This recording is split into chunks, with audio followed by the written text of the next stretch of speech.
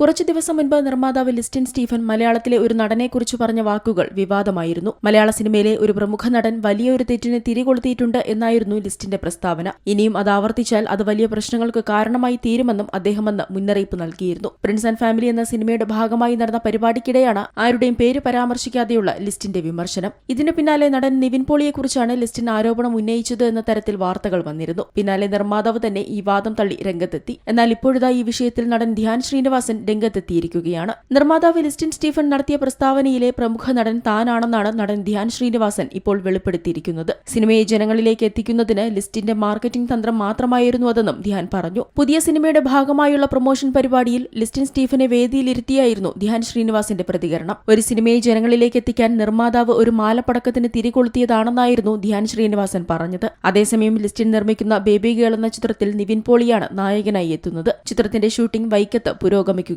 നിവിൻ പോളി ചിത്രത്തിൽ ജോയിൻ ചെയ്തതിന്റെ വീഡിയോ കഴിഞ്ഞ ദിവസം ലിസ്റ്റിൻ പങ്കുവച്ചിരുന്നു. ഗരുഡൻ എന്ന സിനിമയ്ക്ക് ശേഷം അരുൺ വർമ്മ സംവിധാനം ചെയ്യുന്ന ചിത്രമാണ് ബേബി ഗേൾ. ബോബി സഞ്ജയ് കൂട്ടുകെട്ടാണ് സിനിമയ്ക്ക് തിരക്കഥയൊരുക്കുന്നത്. മാജിക് ഫ്രെയിംസിന് വേണ്ടി ബോബി സഞ്ജയ് തിരക്കഥയൊരുക്കുന്ന മൂന്നാമത്തെ ചിത്രമാണെന്ന പ്രത്യേകത ബേബി ഗേളിലുണ്ട്. Entertainment desk Zee Malayalam news.